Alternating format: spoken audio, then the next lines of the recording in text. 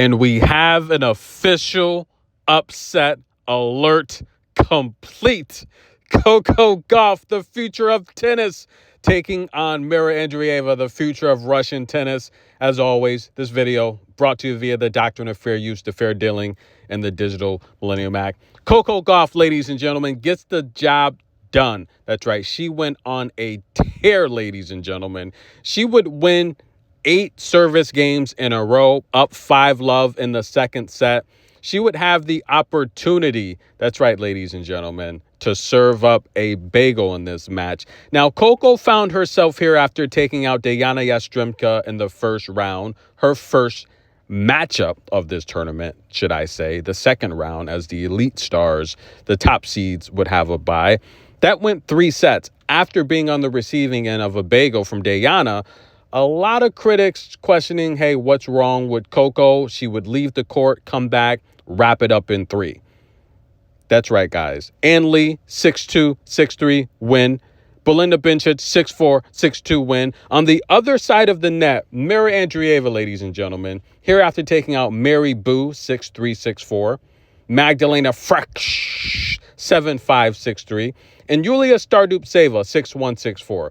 Now, against Mary Boo, I told you guys, I think Mary Boo is amazing, but she's slowing down a bit, right? Her defense, her stamina, kind of slowing down a bit with age. A few years ago, she had the stamina, and of course, that's before the injuries. She could go 20-shot rallies and win those points.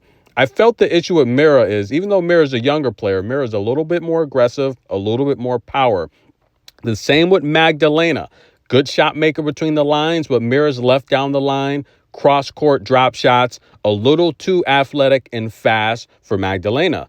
Yulia, I felt, could do well against Mirra, but she needed the longer rallies, much like a lot of the other defensive players, where Mirra's just not going to play tennis with her. She's going to be aggressive, step up, hit winners. Against Mary Boo, Mirra won 76% of her first serves. Against Magdalena, she won 68% of her first serves. Against Yulia, she won 63% of her first serves. As the tournament went on, you kind of noticed her numbers started to decline. But Coco's defense, top notch today, ladies and gentlemen. Coco won 41% of Mirra's first serves. Mirra won only 59% of her first serves. She lost 70% of her second serves. Coco had 16 opportunities to break Mirra.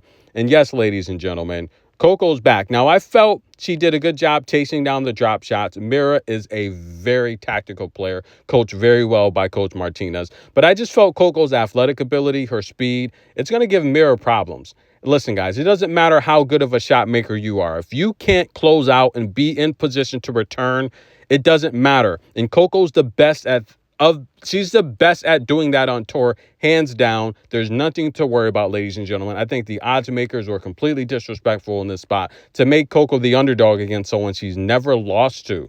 I thought that was pretty darn crazy, ladies and gentlemen. Coco Gauff, 16 opportunities to break Mirra. She would win nearly 90% of her first serves, 85% to be exact, only 2 double faults. And I'm telling you guys, it's just a layoff, right? The last couple months, she hasn't played a lot of tennis. Playing doubles with Robin Montgomery, I felt, was the key to jumpstart, get that electricity flowing, get that motor flowing again. And sure enough, guys, Coco Gauff sets up a showdown with Iga Swiatek. I'm telling you guys, Coco's got to be the favorite to win this tournament. I don't think Iga's beating her. And on the other side of the net, I don't think any of those ladies are going to beat this Coco. You saw what she did to Mirra. I think Iga's in trouble. Coco Gauff standing on business, ladies and gentlemen. She wins in straight sets.